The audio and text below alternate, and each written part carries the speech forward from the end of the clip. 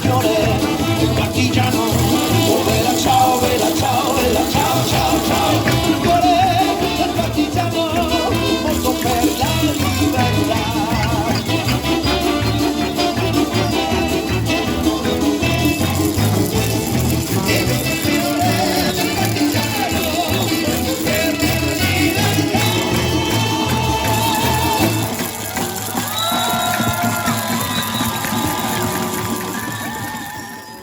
Alors, on a décidé de se réunir ici pour une raison symbolique devant le pavillon Cazaux, c'est que...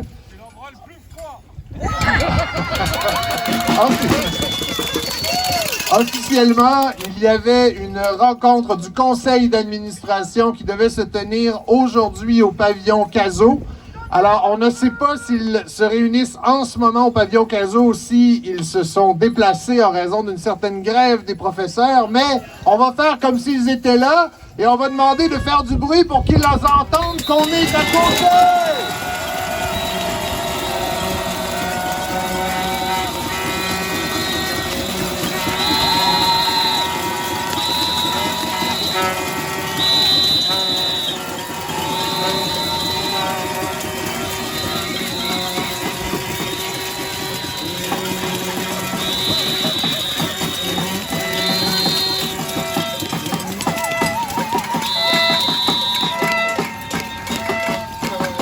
Je suis certain qu'ils ont entendu.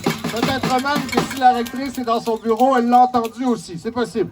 Alors, vous le savez, le renforcement de la direction collégiale de l'université constitue l'un des grands piliers de notre cahier des charges. Cette collégialité, elle s'effrite un peu partout au Québec et au Canada depuis de trop longues années, au bénéfice de pratiques de gestion empruntées au secteur privé.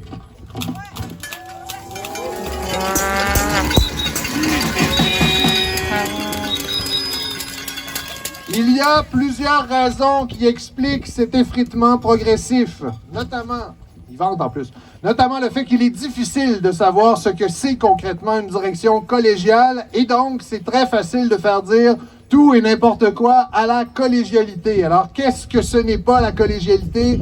La collégialité, ce n'est pas la convivialité. C'est pas parce qu'on consulte de manière conviviale les collègues, mais qu'ensuite, on peut faire ce qu'on veut, que ça fait d'une décision une décision collégiale.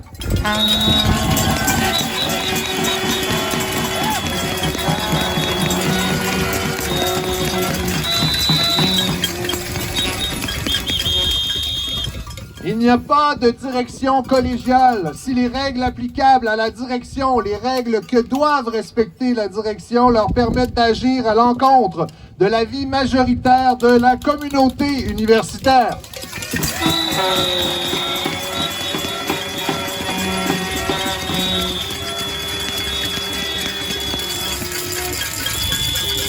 Nous avons besoin de balises concrètes et c'est pour ça qu'on veut le faire inscrire notamment dans la convention collective qui assure que la direction doit mettre en œuvre les grandes orientations qui sont définies non pas par la haute direction mais par la communauté universitaire et au premier chef, les collègues.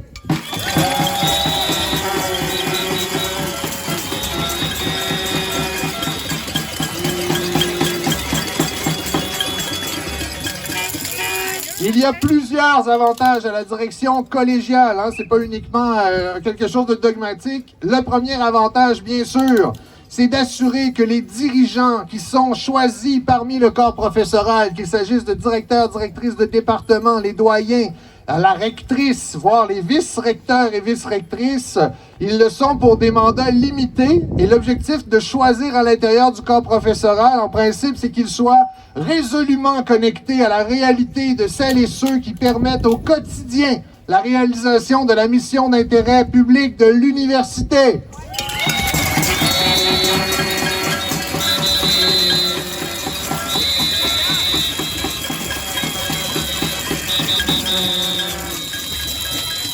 Pour que ça se puisse... Est-ce que c'est... J'ai entendu une sirène de police, mais non, tout va bien. L'anti-émeute n'est pas sur le point de débarquer, on est heureux. Alors, pour que ça se puisse, ça exige bien sûr que les dirigeants de l'université soient choisis par la communauté et non pas nommés par la haute direction.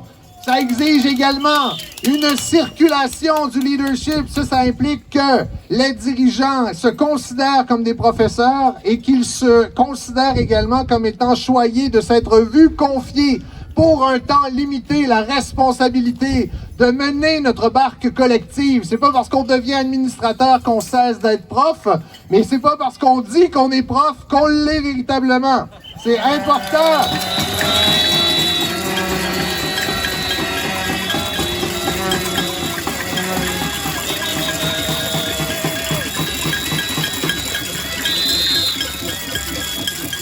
Deuxième grand avantage d'une direction véritablement collégiale, c'est bien sûr la transparence. Parce que, à partir du moment où la direction implique de consulter largement la communauté, ça implique un large partage des informations dont les membres de la communauté ont besoin pour les déterminer, les grandes orientations. Et donc, si les membres de la communauté sont valablement informés, évidemment, il ne faut pas multiplier les pratiques de confidentialité et multiplier les huis clos comme on le voit actuellement au conseil d'administration qui prend des décisions qui peuvent nous lier les mains et avoir un impact néfaste sur le devenir de l'université.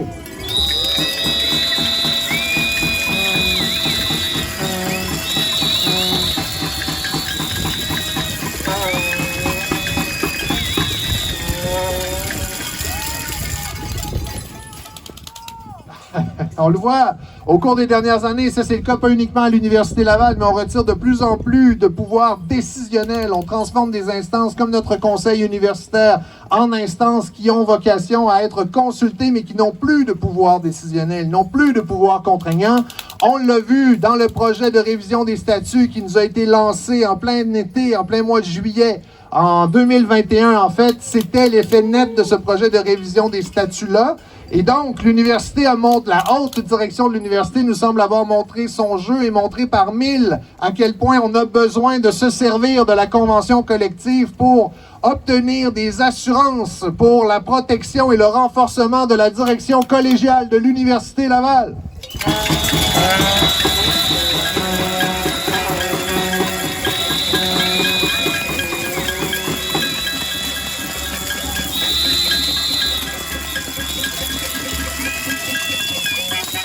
On va s'adresser aux membres directement du conseil d'administration. Les problèmes d'opacité, la multiplication des huis clos, le fait de ne pas être en mesure d'obtenir les informations sur lesquelles on se fonde pour être capable de dire quand est-ce qu'on a de l'argent et quand est-ce qu'on n'en a plus, notamment, ça peut créer des dysfonctionnements importants qui peuvent à terme être véritablement catastrophiques. En témoigne l'exemple de l'Université Laurentienne à Sudbury, où les membres de la communauté universitaire ont été informés trop tard des problèmes qui affectaient l'université et ça a mené à des mises à pied massives. Nous ne souhaitons pas ça pour l'Université Laval.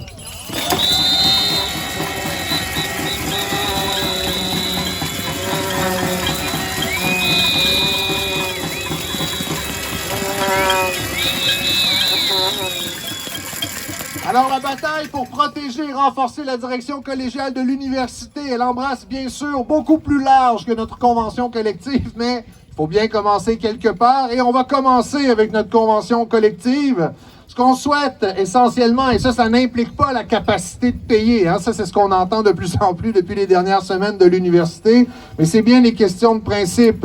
Ce qu'on souhaite, c'est la reconnaissance du droit des directions, des doyens, des directeurs de département de ne pas être d'accord avec la haute administration, de le dire, de débattre.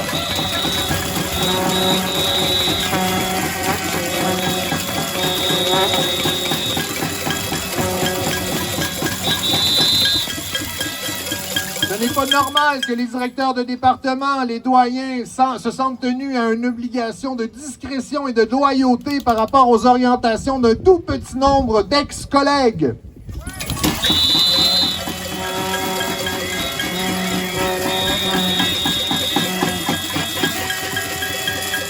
On veut également, et ça peut paraître une évidence, mais on veut également une reconnaissance claire qu'il n'est pas possible de nommer un dirigeant, un doyen, un directeur ou une directrice de département sans avoir obtenu l'aval de la majorité de l'unité.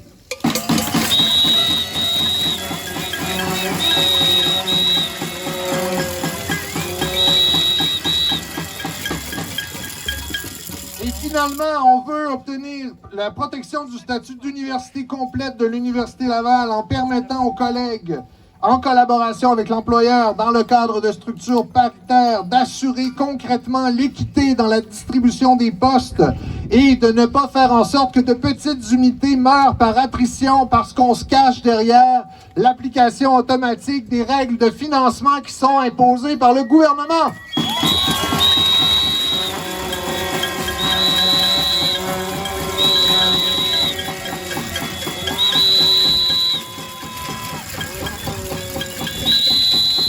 Alors, une dernière fois, on fait comme si les membres du conseil d'administration étaient cachés derrière une des nombreuses fenêtres du caso et on fait du bruit pour se faire entendre!